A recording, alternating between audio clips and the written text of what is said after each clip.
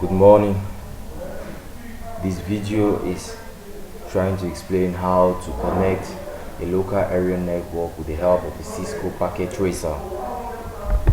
A tracer is a Cisco packet designed to keep pace with the execution of networking system by improving the innovation and educational tools that help students understand the complexity of information and communication technology. This is packet tracer allows users to create network topologies and enhance modern computer network. It makes use of the drag and drop interface, which allows the users to add and remove simulated network as they see it. This is the application of Cisco packet tracer. I right click on the button 2 times on my laptop. This is how the Cisco packet tracer opens when you right click twice on the laptop. Here is the Cisco packet tracer. I'll try to maximize it. Okay. You will see the Cisco packet tracer. We'll find on the toolbar, we'll find the file, edit, option, tools, and so on.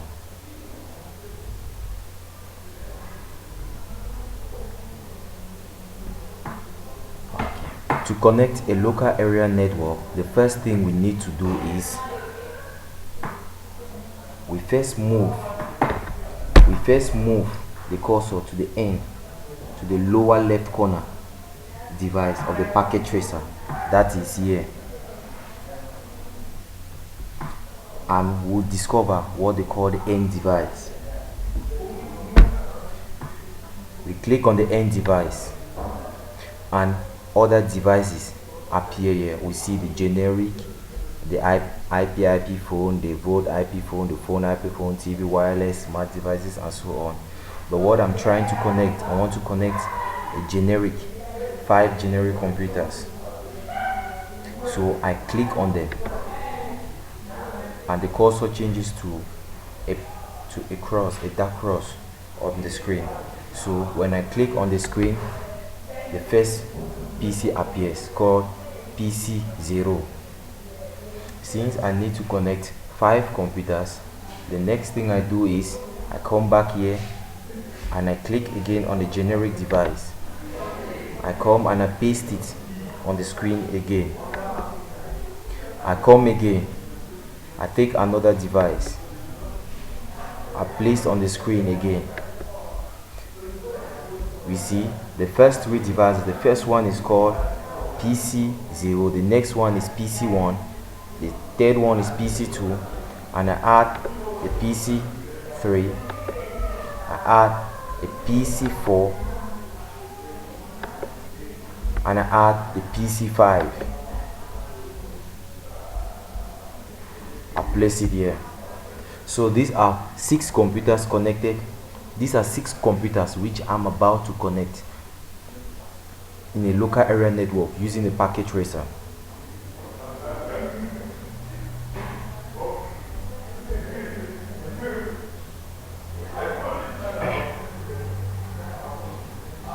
To connect all these 6 computers together, we need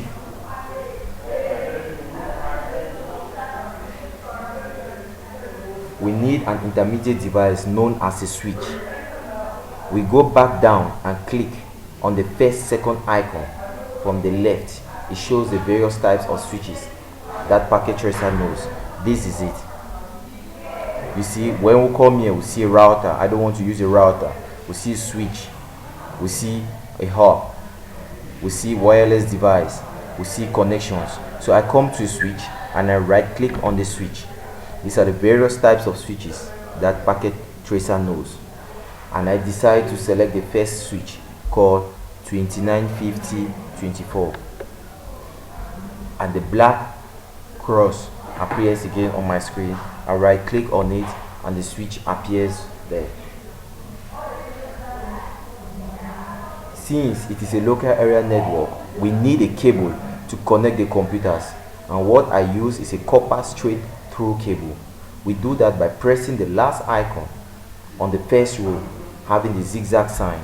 This is it. I press here, I right click on it,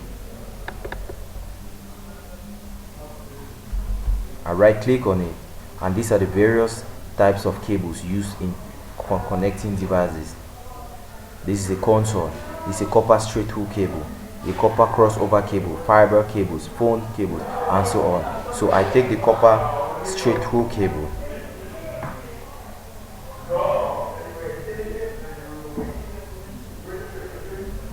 I take the cable and I place first on PC0. I click on PC0 and it shows me the two types of methods I can use to connect it, using the RS-232 or the fast Ethernet. But what I actually wish to use is the fast Ethernet. So I click on the fast Ethernet and you see a dark line leaving from PC0 going to the switch. And if I click on the switch, they will ask me which port of the switch do I want to use. Since there are 24 ports, it means I can connect as so many computers I wish to connect. I go to the first fast Ethernet 01 and I click on it. You see there is a green and a red dot. The green dot is closer to the computer and the red dot is closer to the switch.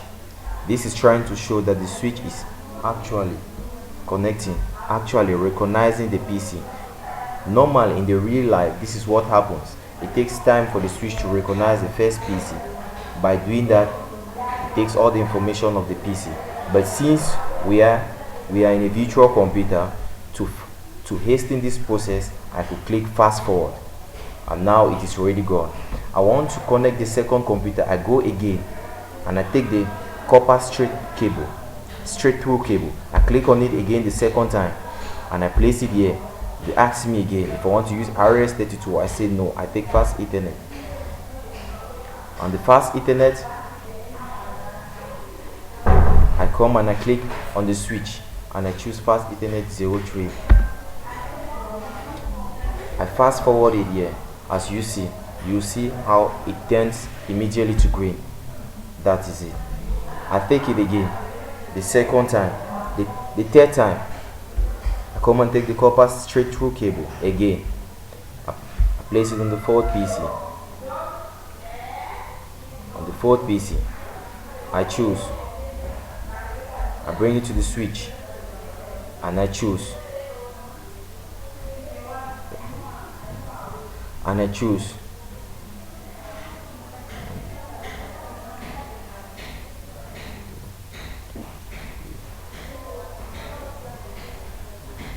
And I choose the switch. I choose that switch. I come again and I do the same thing. I fast forward it. I fast forward the time. It shows that the connection is actually, the switch is actually recognizing the PC.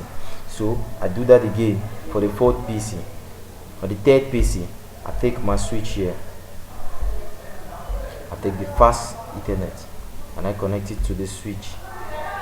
And here I choose this. I fast forward it. I come here to my PC2. I do the same. I click and I connect to the PC. Choose the fast Ethernet again and so on. I come here and I choose the fast Ethernet 0/4 and I fast forward the time. Good. And I take the last PC. Choose my copper straight through cable. I click on the PC. I move to fast Ethernet and I connect it here to the switch and I choose the switch fast Ethernet 0/1 11 and I fast forward it.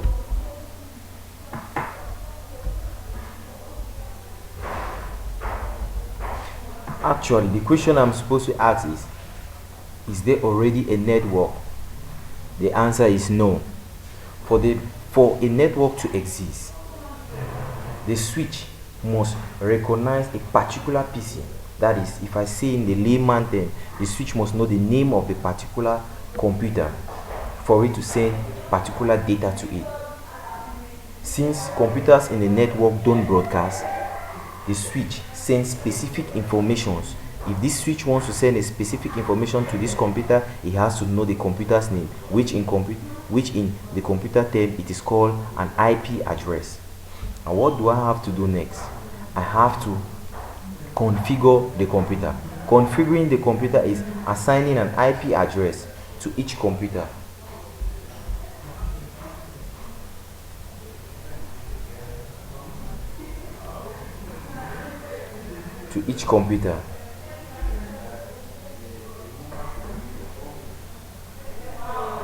What do I do to fix this problem? I move to PC1 and click on it, and a dialog box will open at the top showing. I move, for example, to PC1. The dialog box open up.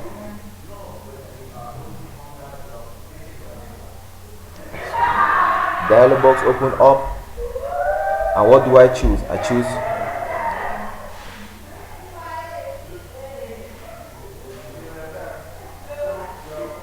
I click on desktop apps, and the drop box appears, and later I click on IP address, IP configuration. That is it. I click on IP configuration. Here I come. I type the IP configuration. That is 192.168.1.2, since this is my second computer, and the subnet mask of the computer automatically gives me the subnet address. That is it. I forget about the default gateway, the DNS saver. I come and I close it.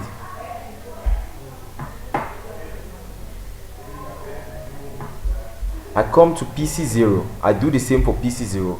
I right click on it. I go to desktop. I choose IP configuration. The first thing before I forgot to tell you is you have to make sure the IP configuration is static. Here I click. I write the IP address 192.168.1.1.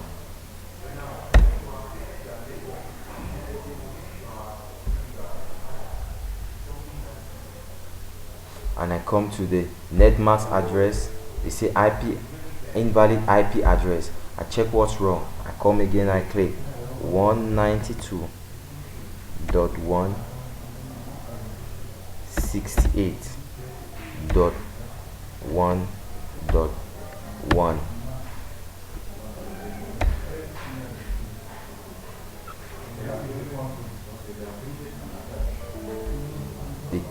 I receive the same error. I type again 192.168.1.1. I come down. The subnet mask address has addressed the same address which is addressing the second PC. You see, the IP address is made up of 4 parts. The last digit shows the specific name of the computer. Of this one, this is the first computer. No 2 computers in the network can have the same IP address. If this happens, there will be a conflict and connection won't be favorable.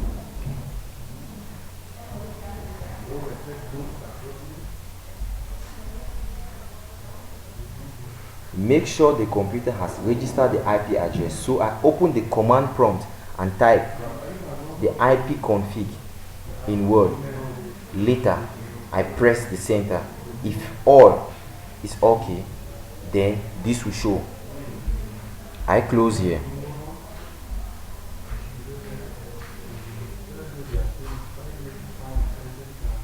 I come to command prompt. I type IP config. I click enter. This shows me the IP of my computer, the subnet mask, and the default gateway, which shows that the configuration was okay.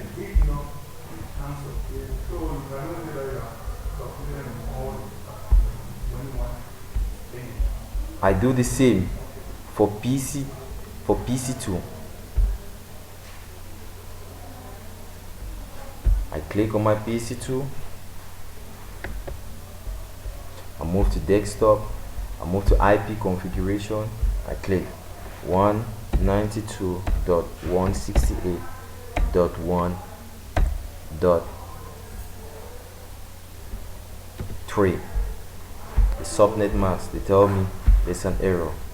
I click 192.168.1.3. The subnet mask addresses that. I close the box, and if I wish to check if it's okay, I open again. I move to command prompt and type ipconfig. This ipconfig helps me to check the IP of my machine and check if it is actually connecting with the switch. I get into it and I receive this. This shows me the switch recognizes the name of my machine. I close it, close the box. I do the same for the third PC. I move to desktop, ipconfig. I check it is the IP configuration is static. I click 192.168.1.4. I close. I verify in the command prompt ipconfig. Enter. It's okay. I move to the fourth computer. I do the same. Desktop, IP configuration. I click 192.168.1.5. I have an IP address. I close. I run the IP config.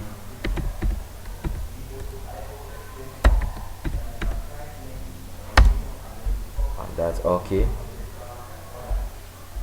I move to the last computer.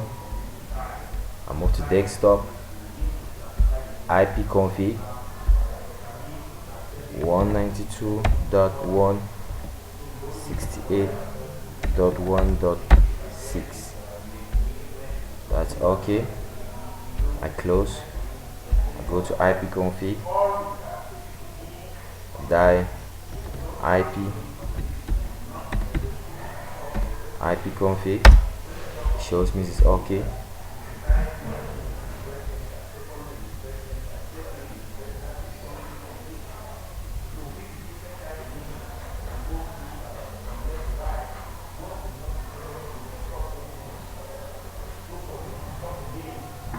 Okay.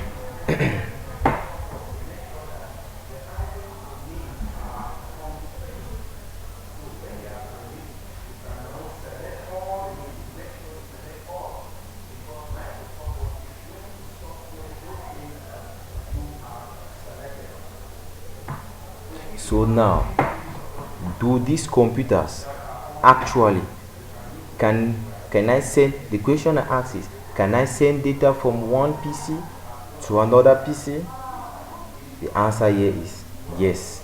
Why? Because the switch recognizes each computer and it knows that I can take data from PC0 and send it to PC2 and not to PC3, because it knows the specific IP address of PC3 and PC2.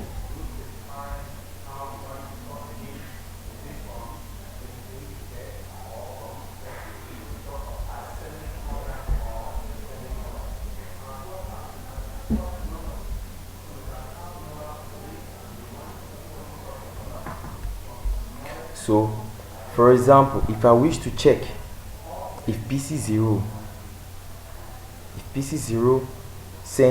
can send a message to PC3 What do? I come on the message. I click on this message. I send on PC0.